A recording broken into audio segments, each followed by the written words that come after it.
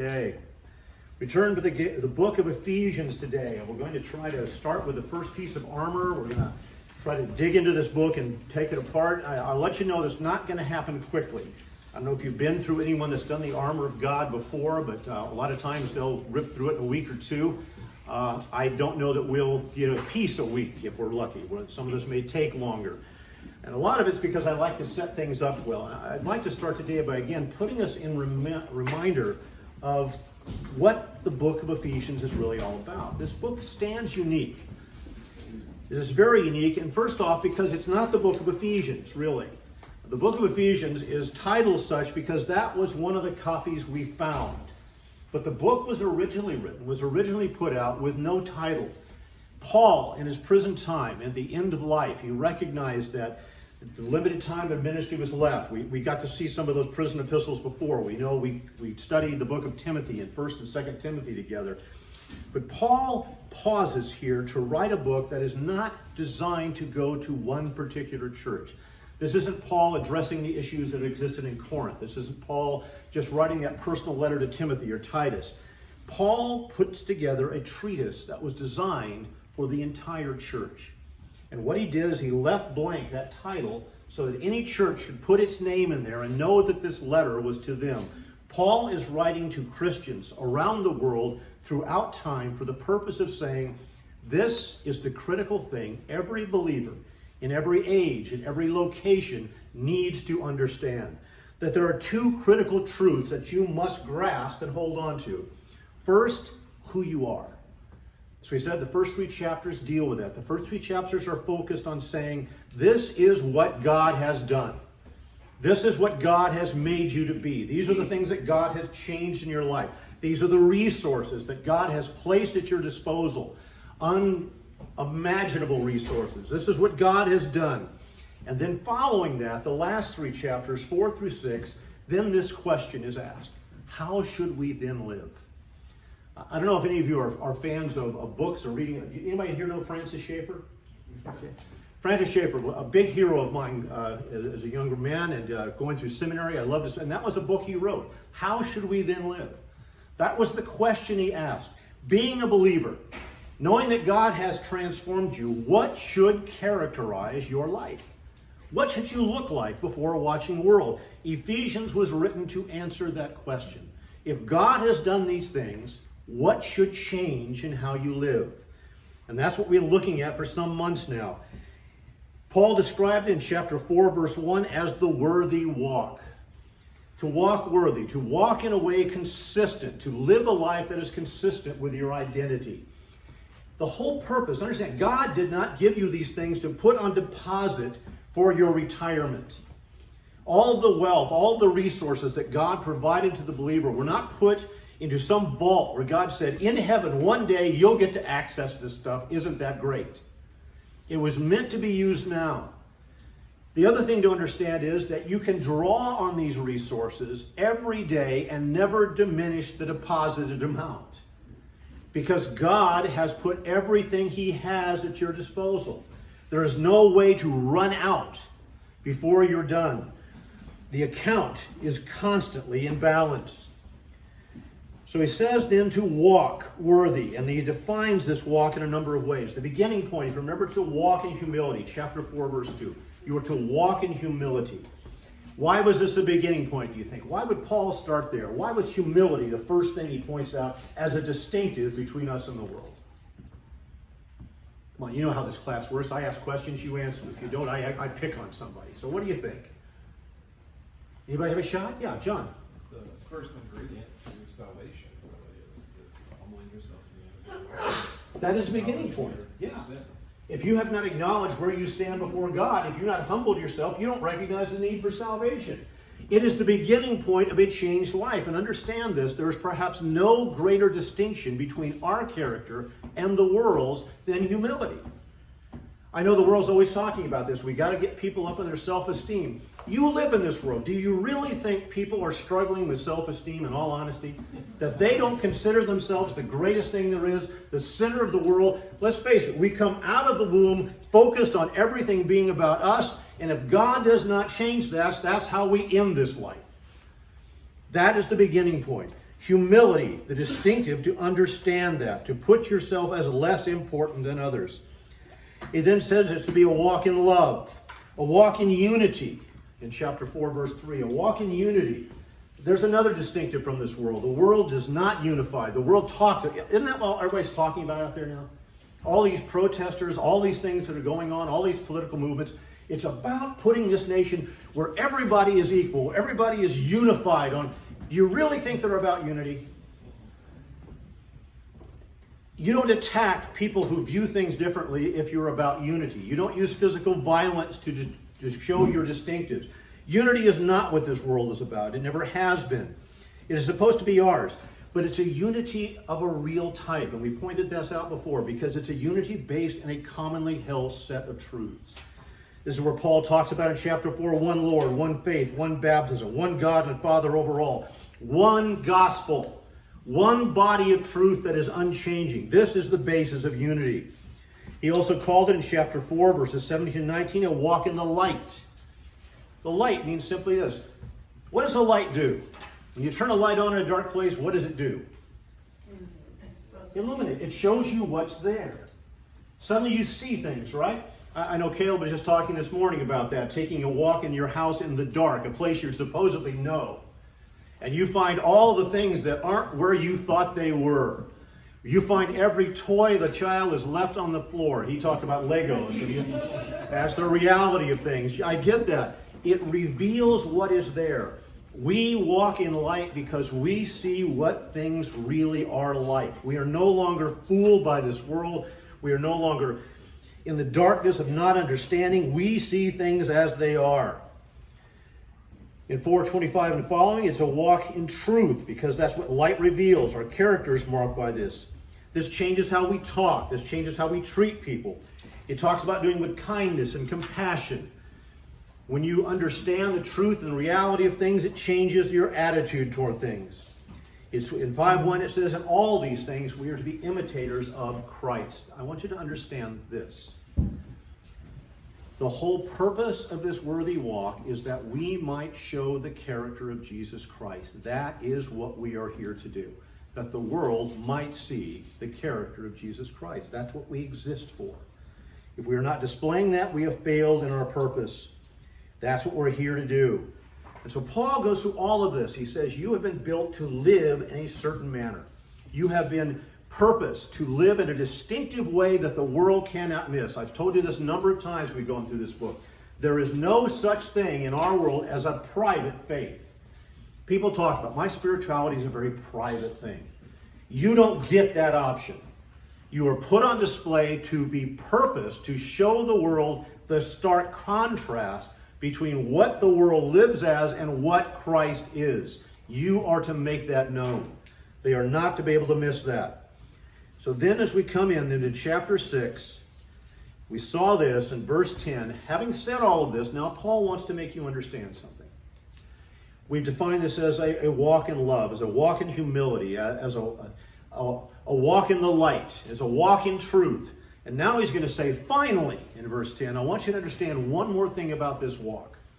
If you purpose to do what I have just described here, if you purpose to live a life that shows the character of Jesus Christ, let me tell you something that you need to be aware of. This world will react to that. The world will not like that. The world will have problems with what you do. So there he says it is now going to be defined as a warfare walk. The world will react to that. I think you see that, don't you? I think you see that out there right now. The world is reacting to it. We've had a long period in this country where we really didn't have a whole lot of pressure about our faith. In fact, it was kind of respectable to be a Christian, wasn't it? I remember right up through Barack Obama, every presidential candidate I ever saw, when they announced they were running, have you ever noticed that there's always a number of shots of them and their family coming out of a church? That the second they have some announcement, they would make it very plain that we are a very spiritual people. That has changed. That has certainly changed. The world is going to react to this. And Paul wants us to be aware that it's going to be a warfare walk. that this world is not going to be happy with that.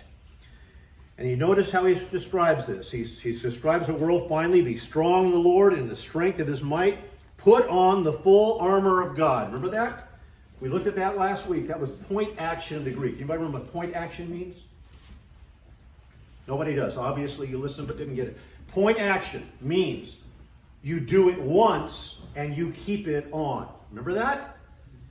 The armor, we said, is not like the Batman suit, right? You don't wait for the light in the sky. There's a problem. Put on the armor, go out there in bed, and come home, get back in the easy chair, get your pipe, relax. This is combat like in the trenches of World War I. The enemy is constantly there. You keep your equipment, you keep your weapons at the ready all the time. Point action is what he talks about here. And notice how he also describes this. Put on the full armor of God so that you'll be able to stand firm against the schemes of the devil. And he talks about it. For our struggle is not against flesh and blood, but against the rulers, against the powers, against the world forces of the darkness, against the spiritual forces of wickedness in the heavenly places. Therefore, take up the full armor of God so that you will be able to stand in that evil day, and having done everything, to stand. All right? Do you find a theme word there? Stand. Victory is not defined by us winning going and taking over something. We've cleaned up Congress. We've got a bunch of Christians there and everything's better. We've got the Supreme Court under control. Victory is not defined by us transforming the culture in some way. Victory is defined by the culture not transforming you. To stand. Yes, John? Does this word stand here have in mind the Roman military formation? It does. Standing? It is a military term, and it talks about when a soldier or a group of soldiers was given an order to take a stand, to hold a position, that the thing was not to be moved, not 1 foot from that place. So you're told, hold this ground. And I don't care what they throw at you, I don't care what happens, when I come back, you had better be holding that ground. And that is what the term refers to. It is a military command to hold a position. So does it kind of envision like the Roman legions with their interlocking shields, and they would stand and the enemy would come and slam against them? And That is the total imagery. The most disciplined soldiers in the world were given orders to hold something, and by golly, Roman soldiers tended to hold. So yeah, that is the imagery you're seeing, that whole disciplined formation to take a stand. But here, even there, it is in the singular, so it's even talking about your position as an individual, but it also encompasses that idea that we're dependent on. We're going to see that as we look at the armor of what mattered in that and why interdependence is also part of that picture. But to take a stand, and having done all, life has things we do. The whole point of it is that no matter what you do in life, there is no victory. There is no place where God says you have done what you're supposed to do, no matter how successful you are. Start a church, 20,000 people are attending, we're hanging on your every word. But when all is said and done, if you have had some moral failure that has ended your capacity there, God doesn't go, well, that's no big deal. He did get 20,000 people for years. What's the issue? When all is said and done, when you've done that ministry, when you've done everything in your family you're supposed to do, what is the test? Are you still standing? Have you been moved from what God has told you is true? Are you holding to that? How many pastors have you seen that start out well and then they start to shift? When they become popular, you see their messages start to carry on nuances that we want to stay popular. After all, we want to keep those people coming in. I mean, we don't want to lose any of those 20,000, do we? And suddenly you have shifted your position. You've become a little different in your theology, a little more open to stand. I think that has come as focused more than anything I've ever seen right now. If you've noticed the number of, quote, Christian artists, especially singers, who always turned out, we want to put out this stuff for the Christian community, and we want to stand by our faith in the Bible. And then under this new pressure, how that things have turned and the culture is none too kind about that, and if they find out what you think about gay marriage, if they find out what you think about the LGBTQ movement, if they find out, then they don't buy your albums. Have you noticed what a number of these Christian artists have been doing? Suddenly they've been backing away. Suddenly they go, now that I look at the Bible, I don't think that's in there. God would never, this is my favorite phrase, my God would never have that attitude. I don't care what your God thinks. What does the God say? And that is our problem. We want to make our version. We want to move. And the issue here is to stand. So Paul describes this battle we face, this opposition we're going to deal with, and he's telling us to put on the armor because we have the resources. Now, I want to start today. We're going to get to that first piece of armor, but I want to start this by looking at something. I want to ask you some basic questions. The armor is designed to protect you from being moved. The whole thing is to take a stand. Not to be altered in what you know to be true, not to be moved from the position you've taken for Christ. I want to ask you, as you look at this, how does Satan try to move you? If you had to make a list, if somebody said, what do I need to look out for? What is the armor going to protect me against? How does Satan try to move us from where we're supposed to be? It's really small, incremental steps, very similar to like the frog in the boiling water. Okay, is it okay to have a woman in pastoring or leadership at a church? It's a small step like that, or is it, and then eventually, well, you already have a woman there, what about homosexuality? Where does that stand? Once you shift, now there's that whole thing going back to the military image. You know what the most dangerous point of a battle is? Is when the formation has been breached and you are trying to withdraw. That's when most of the killing in a battle takes place. When you've lost your position and you're trying to move, everything comes apart. So yes, there's a modest shift. Just take a little step back. You have to be right there. Can you be just a little over here? It's okay. Anything else you would think of? Ways in which this is challenged. Don't get too far, I'll get out of the camera so you hear. I'm used to going all around the room. Question your faith or question God. Just like the serpent in the There is, garden. absolutely. Hey, didn't God say this? I think he really meant da-da-da-da-da. I think that is always the beginning. It's going to attack by trying to undermine God's character or God's believability in your eyes. And that is the beginning point. I love those three words. Hath God said? Did God? There's all kinds of implications in those three words. One is what you just said. Maybe God's holding out on you. Maybe God is keeping the good stuff back. I mean, look at this. He said you could have everything else in the garden. This must be really good stuff if God doesn't want you to have it. Yeah, Ray. Seems like Satan kind of likes to get you tired, get you a little sick, and then you stop getting in the Word, and you stop getting that encouragement, you stop going to church, and then you get these attacks. Yeah, just sort of enough resistance, he just wears you out. Just wears you down a little bit. And life piles up, doesn't it? I mean, if you live it, it piles up on you at times. It just can't help it. Yeah, Vicki? I think that it gets us to focus on our emotions more than fact. We forget to do that. I love that. I just don't feel up to it today. Really? You just don't feel up to living a Christian life today? Not an option. Not an option. I made a list here, and I want to go through these real briefly. And these tie into some of the things you said, but that first one is to move us to think that God is holding out, to attack God's character. Hath God said? Did he really mean that?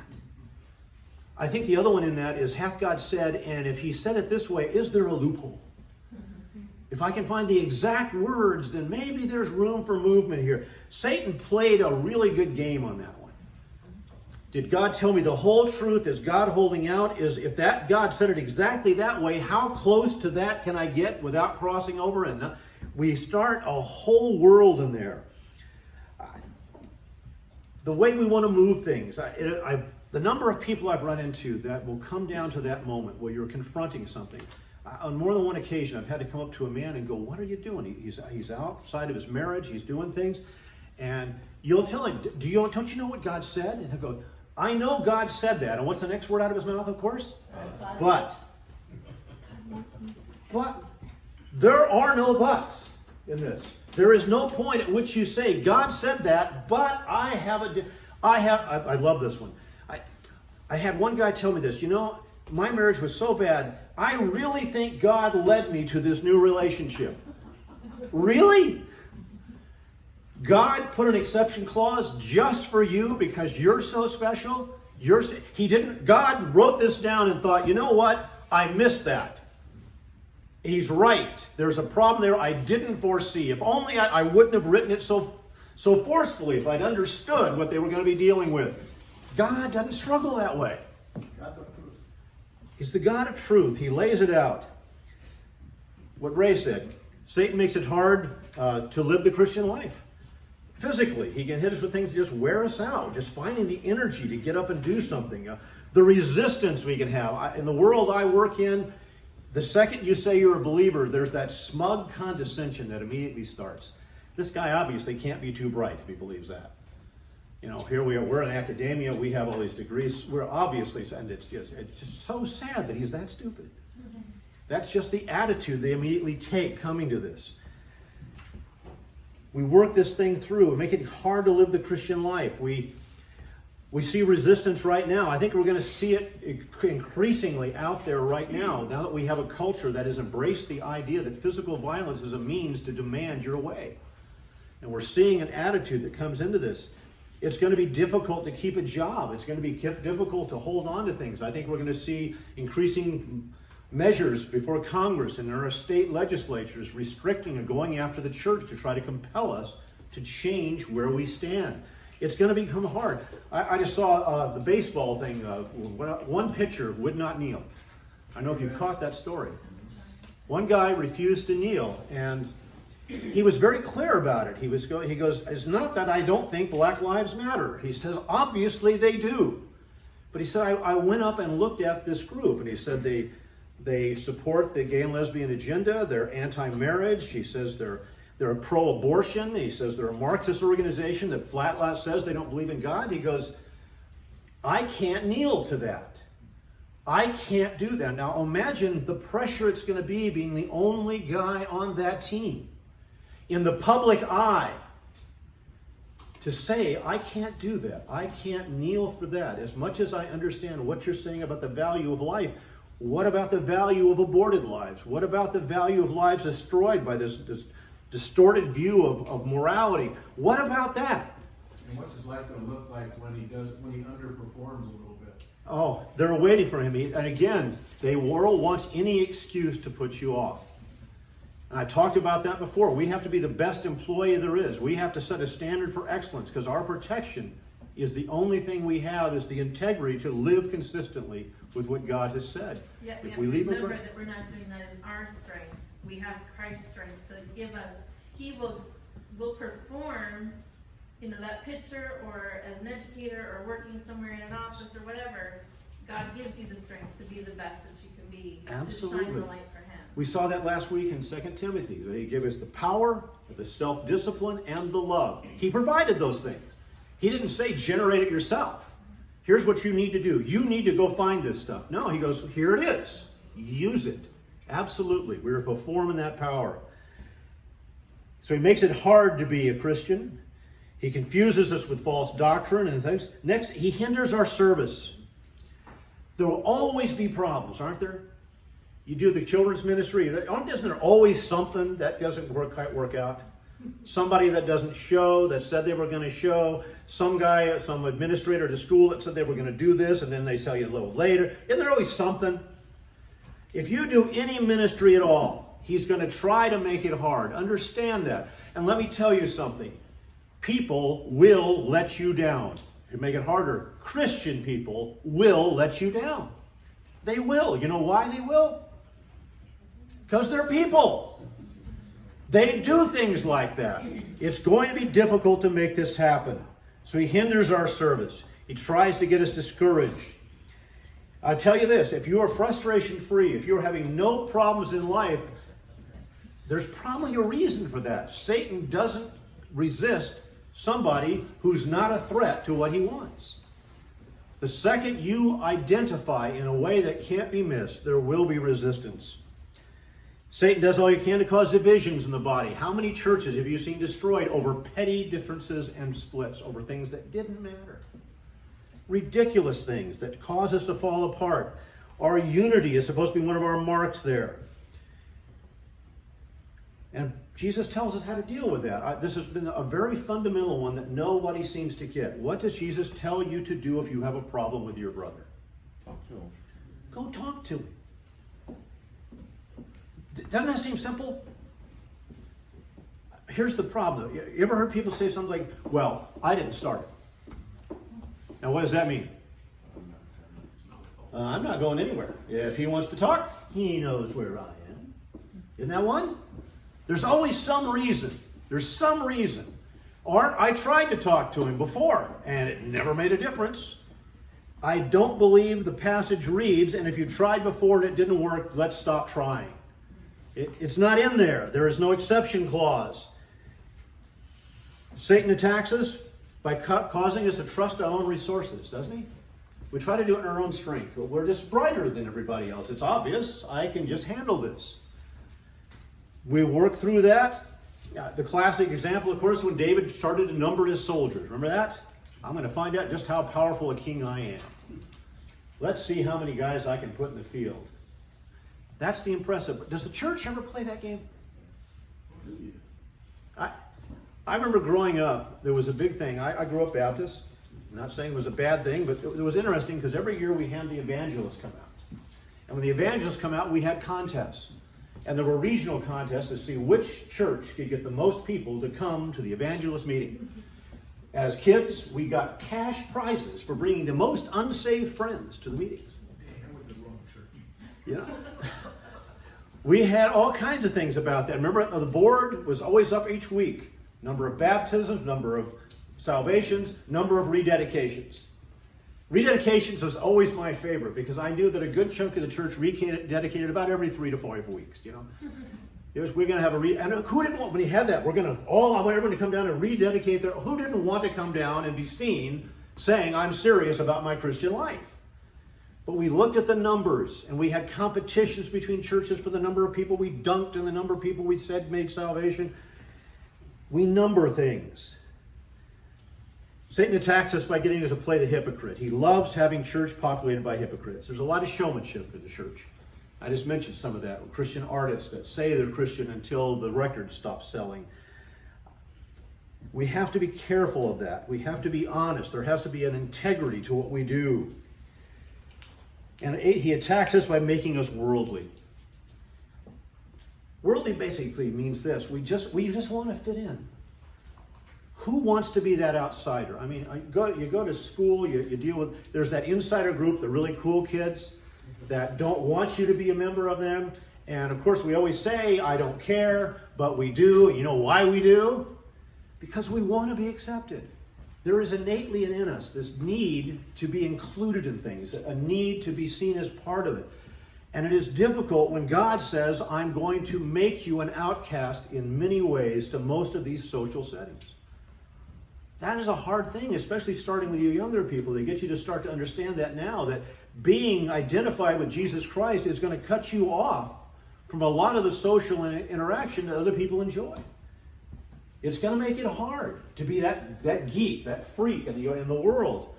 It is a hard one to want to do. We want to fit in. I saw the classic example of this. There was a woman as part of a movement in a church that was talking about why the church needed to change. And she was saying, we've got to address this. And she said, here's why we need to change.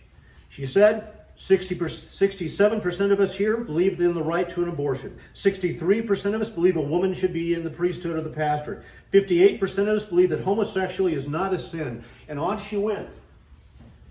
You notice what she doesn't address even once in all of that talking? What did the Word of God say? What this told me is obviously you shouldn't be a member of this church. 67% of you need to move on. The church does not shift to suit the world. But if we don't, let's be aware that the world will ostracize us for it. And lastly, he tries to get us to act disobediently. He loves immorality in the church, and he certainly gets it. Immorality is an interesting term. You know what immorality is defined by in Scripture? Anything inconsistent with what God said. Immorality, we usually think of some gross sexual sin, some harm. No, it is anything that is contrary to what God says. That is immoral. Period. It's that simple. That's what I want you to understand here. We're going to come to the armor now. All that was introduction. We're going to take a few minutes there and actually look at the text. Next week we'll spend a lot more time in the text, so I just wanted to lay this out as we begin. The armor is designed to protect you from these kinds of attacks. Anything that will cause you to shift from that position. For that wall of strength to be moved from where it's supposed to be. This is what we're dealing with here. All of the armor is designed to protect you from being moved from what you know to be true. With that understood, let's look at the very first piece of armor. So we put on the armor, therefore, verse 13, take up the full armor of God. Notice that. How many pieces can you leave off of this? How much can you trim down? None of it. So that you will be able to stand in the evil day, and having done everything to stand. Notice how he starts the next person. Stand firm then, therefore, having girded your loins with truth. Anybody have a different translation here? With truth like a belt around your waist. Truth like a belt around your waist?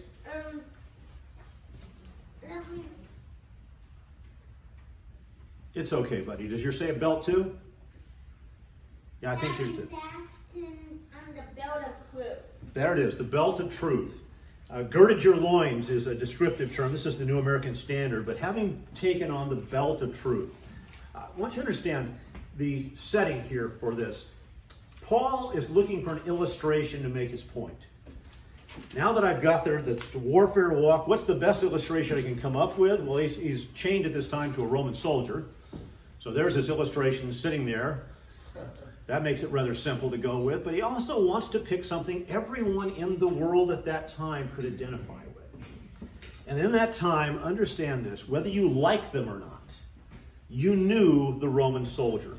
Roman power came through their legions, and their legions' power came through the individual character and quality and training and equipping of the Roman legionnaire.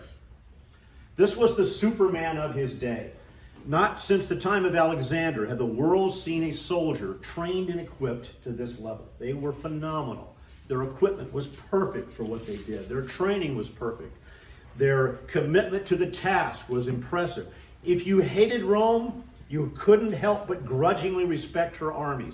If you loved Rome, you knew the power exuded from this man, the Roman legionnaire. So Paul is trying to say, why is this guy equipped? How can I use this illustration that everyone would recognize, everyone could relate to tell you what the armor does? And he starts here with the belt of truth.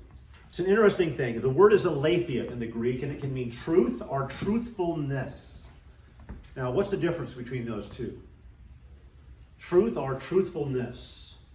And it can mean either one. Both apply here. Truth is God's word. Truth is what is factually true, God's word. These are the facts of the matter. What is truthfulness? Quality of person or quality. Character.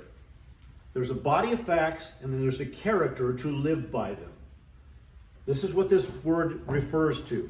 Truth or truthfulness. Truth, standing on what is factually accurate. Truthfulness, the character. The word would mean a lack of hypocrisy. If you talk about as a person was aletheia, they didn't have hypocrisy. It meant to be sincere, honest, committed, or it was used to describe a person of integrity. I can believe what this person says or does. And you can apply any of these. Why would he start here? Why is this the foundational piece of armor? Because it is. The rest of the armor really depends on starting here.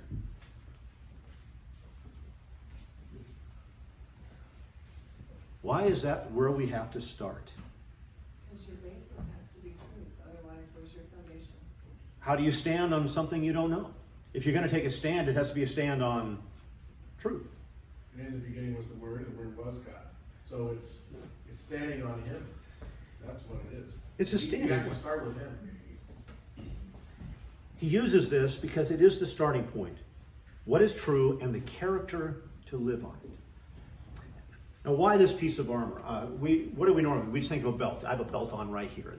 This is not the belt we're talking about in those days. Understand, the basic garment of the day was the tunic or toga that you see. Remember that what basic is? It wasn't fancy. It was a very basic garment. Basically, it was kind of a bag with 3 holes in it. One for each arm and one for your head. You dropped it over, and it was this kind of big floppy thing because it wasn't really tailored to you. You didn't go down somebody, took all the measurements and took it. No, not unless you had a lot of money. It was just basically put together. In combat, in sports, for instance, is there a problem if your stuff is flapping around? Have you looked at football uniforms recently? It's like they spray painted it on, isn't it? Because they found out something. When you have gotten the ball and you're taking a trip toward the end zone, what's the one thing you don't want hanging out there behind you for that guy trailing you to get a hold of? Piece of your jersey, anything that they can grab a hold of. This is what they understood. The beginning point for the soldier was to get that mess under control. If you're going to go into combat, and what they did, the belt was designed not just this big piece here, but it had 1 and often 2 harness points that also attached to it. And what you did is you took the tunic, and it was a strange process. You take and grab this side and roll it this way, and this side, and roll it this way, and tuck it on in, and you strap it all down, and you tighten everything in, and you put your whole garment under this belt. Yeah, Tim? It's really interesting you mentioned football because one of the McCaffrey boys is known for cutting pieces off of his uniform. Whether it's his shoulder pads, his pads, stuff out of his shoes. He is known for cutting things off of his uniform to make him faster and make him smaller, so less to get a hold of.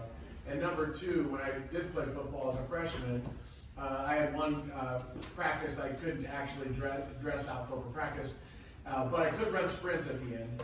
And so, of course, everybody is worn out by the end, and that's when you do sprints, right? But I didn't have all the equipment on that they did either, and I certainly wasn't close to even the fastest guy on the team, but I was way out ahead of everybody else running sprints because I didn't have all of this stuff weighing me down when I was running. So it does make a lot of difference. Makes a world of difference. You look at any of the competitive sports now, from swimming on through, and they try to minimize the drag in any way you can with that outfit. Well, this is what the Roman soldier did. He didn't want to leave his enemy some way to grab a hold of something, some way to move him around in the defensive and offensive line struggle, that whole thing. What do you try to do and not let the ref see you do is to get a hold of a good chunk of shoulder pad or the jersey and move your guy around. You're not supposed to do that, but there's again, he's trying to limit that, to limit the kinds of things that are going to cause him to be vulnerable. And here we're talking about that truth is what straps things down for us. It makes us less vulnerable. It makes us more aware of what's going on around us. It makes it harder for Satan to get a grip on something when you know what is true.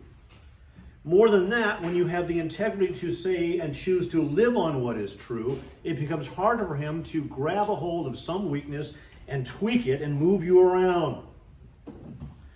When the soldier got serious, that's the first thing he did.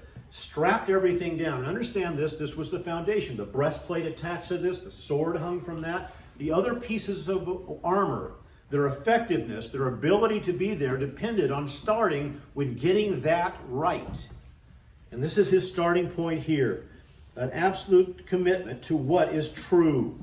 To not get entangled in other affairs. To be separated out from the other things that are going on. The other thing that went on there is that the belt, these 2 cross pieces, this is where you put all the campaign badges. Whenever you had a battle, whenever you had some capacity, it was like the Boy Scout sash. It had all this stuff that said, I did this and I did this. And the rank and the capacity of the soldier was immediately identifiable. When you needed somebody you could rely on, a commander could just look through and see, oh, there's the guy. Look at all the stuff hanging on that thing. You go, get these guys, and hold that ground. It identified someone's character. And again, the belt of truth, truthfulness, is what identifies your character. Is it visibly clear what kind of person you are? To make a statement in life, to be unmovable, is to have that belt in place. It also told something about a commitment. A soldier with those badges, the number of years of service, it said this guy is serious about being a soldier. He's all in. He's done all these different duties. He's done all these different kinds of things. it talked about commitment. You coach, right? What's the hardest thing to get a team to do? Listen sometimes. Listen, get the commitment to win. Coach talk about, I love listening to this in the sports broadcasters. You get to see the team, and they have the big fight for the Super Bowl, and they go, well, obviously they just wanted it more than the other guy. You ever heard that phrase? They just wanted it more than the other guy. And I get some of that. To try to build a culture of victory, of excellence, is very important. I remember Joe Montana and Steve Young talking about that in the years the 49ers were they just stank. And they were saying, what has changed is there's no longer a culture of victory. These players don't come in with any sense of commitment to excellence. That used to mark it. All the years of the Patriots winning again and again, there's a commitment to that. But I want you to understand something. There is a distinction here. The reason we can be committed is a little different, because I'm going to tell you something. I don't think Buffalo went to 4 straight Super Bowls saying, well, we don't care if we win or not. Yeah. I don't think any team on the losing side, I don't think Denver showed up planning, 55-10, who cares? We're just glad to be here. No, I think they wanted it. I think they wanted it just as bad as the other team. You know what I think the difference was? They weren't good enough. Some teams just don't have enough horses. I don't care how much you train a team up if you don't have a certain amount of talent. But here's the distinction, folks. Why can we be so committed to this fight? Why can we enter with an expectation of victory? Because we read the first 3 chapters of Ephesians. And what do we know about our place? God has blessed us with what? All blessings in the heavenly. What did he leave out? What's missing from victory? Yeah, Tim? 0. If you want it, if you want to stand, the capacity is there. There is no excuse here in this case. The ability to win. Being a history nut, I had to read this one, and this is what I found. In the Civil War, Robert E. Lee and his staff of men had just fought rings around the North for quite some time. The first couple of years of war, they were just winning everything, right and left. Ulysses S. Grant was taken from the Western Front by Abraham Lincoln and put in charge to try to change the condition of things. After the first couple of battles, Robert E. Lee made this comment to his aide. This man has grasped the truth of his situation and knows of his superior resources. He is of such character that he will fight you every day of this war with the same fervor, even if the previous day carried all the earmarks of defeat. He knows but one command, and that is to advance. I fear in the face of such commitment, in the face of such resources, we have already lost this war. That is where we stand as Christians. The resources are there. The resources to win this are there. We are not lacking in anything for this battle. The armor is lying there in front of us if we'll just put it on. The capacity to win is part of our character as believers. And as we go through this, I hope you see that more as we flesh this out and go on. And next week, I promise you, we'll spend more time in the text and less on introduction. So, see you next door.